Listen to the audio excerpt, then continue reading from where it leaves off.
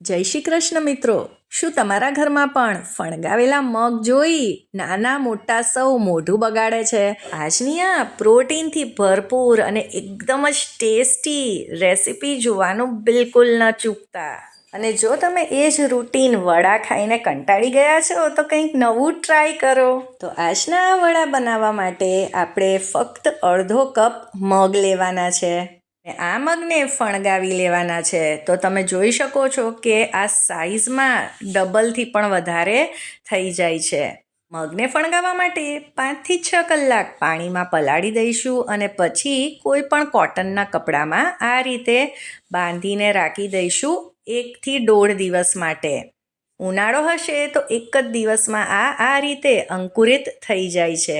અને તમને ખબર જ છે કે અંકુરિત મગ સાદા મગ કરતાં પણ વધારે પૌષ્ટિક છે. અને અડધો કપમાંથી જ આટલા બધા મગ તૈયાર થયા છે. હવે આપણે આ મગને મિક્સર જારમાં ટ્રાન્સફર કરી લઈશું. અને જો તમારે મગને અંકુરિત ન કરવા હોય તો પલાળેલા મગમાંથી બધું પાણી કાઢી તેમાંથી પણ આ વડા તૈયાર થઈ શકે છે. હવે આ મગ એકદમ જ કોરા છે એટલે એમાં 3 થી 4 ચમચી જેટલું પાણી ઉમેરી આપણે આને દરદરું પીસી લેવાનું છે. જો આ રીતે થોડી દરદરી પેસ્ટ રાખીશું તો વડા ઉપરથી એકદમ જ ક્રિસ્પી તૈયાર થશે અને ટેસ્ટમાં પણ સરસ લાગશે. અને આવી રીતે થોડાક આખા પાખા મગ રહેશે તો તે રહેવા દઈશું. અને આને આપણે કોઈ પણ એક મિક્સિંગ બોલમાં કાઢી લઈશું. આમ જોઈએ તો આ વડા તૈયાર કરવામાં વધારે મહેનત પણ નથી લાગતી. 3 લીલા મરચાંને ઝીણા સમારીને ઉમેરી દઈશું. તમારે જેટલી તીખાશ જોઈતી હોય તે પ્રમાણે મરચાં ઉમેરી શકો છો. સાથે જ 1 ઇંચ આદુના કટકાને પણ ખમણીને ઉમેરી દીધું છે. 1 મીડિયમ સાઇઝની ડુંગળીને આ રીતે ઝીણી સમારીને લીધેલી છે. હવે વડામાં સરસ બાઇન્ડિંગ આવે તેના માટે 1/4 કપ ચણાનો લોટ ઉમેર્યો છે. 2 ટેબલ સ્પૂન કોર્નફ્લાવર ઉમેર્યો છે. આ બહારના પડને ખસ્તા અને ક્રિસ્પી બનાવશે. આની જગ્યાએ તમે ચોખાનો લોટ પણ લઈ શકો છો. અડધી ચમચી આખું જીરું ઉમેરીશું. 1 ચમચી ધાણા જીરું પાવડર. 1/4 ચમચી હળદર એડ કરીશું સરસ કલર માટે. અને 1.5 ચમચી જેટલું કાશ્મીરી લાલ મરચું ઉમેર્યું છે. તમે તીખાશ જેટલી જોઈતી હોય તે પ્રમાણે ઉમેરી શકો છો. અડધી ચમચી આમચૂર પાવડર અને સ્વાદ પ્રમાણે મીઠું ઉમેરી દઈશું. હવે આમાં થોડાક લીલા ધાણા આ રીતે સમારીને એડ કરી દીધા છે. લીલા ધાણા જેમ વધારે હશે સ્વાદ સરસ આવશે. હવે એકદમ જ હળવા હાથે બધી વસ્તુને આપણે મિક્સ કરવાની છે. આગળ જો આપણને જરૂર લાગે તો વધારે થોડોક ચણાનો લોટ કે બેસન એડ કરીશું. હવે જો આપણે હાથમાં થોડુંક મિક્સચર લઈને ચેક કરીએ તો તેમાં થોડોક મોઇશ્ચરનો ભાગ લાગે છે. થોડુંક ભીનાશ જેવું લાગે છે. એટલે આમાં આપણે 2 ચમચી બેસન એડ કરી દઈશું. અને બેસન જેમ જોઈ તેમ થોડો થોડો જ આપણે ઉમેરવાનો છે.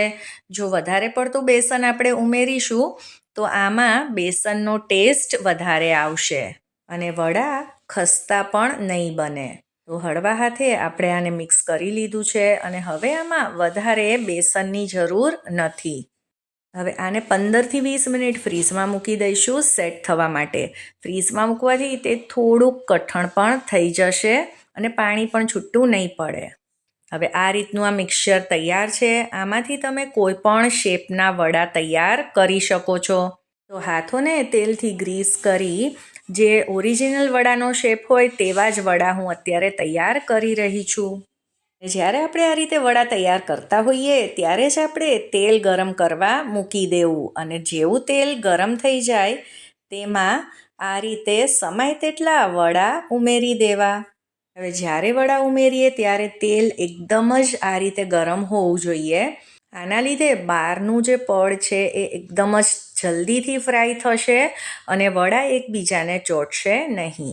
1 મિનિટ પછી ફ્લેમને તમે મીડિયમ કરી શકો છો. આવી રીતે થોડાક તળાઈ જશે પછી એકબીજાને ચોંટશે નહીં, તૂટશે પણ નહીં. હવે મીડિયમ ફ્લેમ રાખતા આ વડાને બંને બાજુથી તળી લીધા છે જ્યાં સુધી આવો સોનેરી કલર નથી આવતો.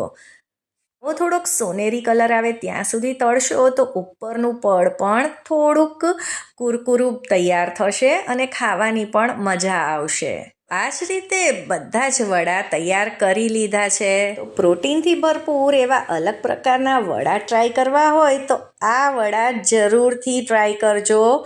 ઘરમાં બધાને ખૂબ જ ભાવશે. આશા કરું છું આજની આ રેસીપી તમને પસંદ આવી હશે, અને જો પસંદ આવી હોય તો તેને લાઈક કરી દેજો. તમારા ફ્રેન્ડ્સ ને ફેમિલીમાં જરૂરથી શેર કરજો, અને મારી ચેનલ ચાર્મીસ ગુજરાતી રસોઈને સબસ્ક્રાઈબ કરવાનું બિલકુલ ના ભૂલતા. સૌને જય શ્રી કૃષ્ણ.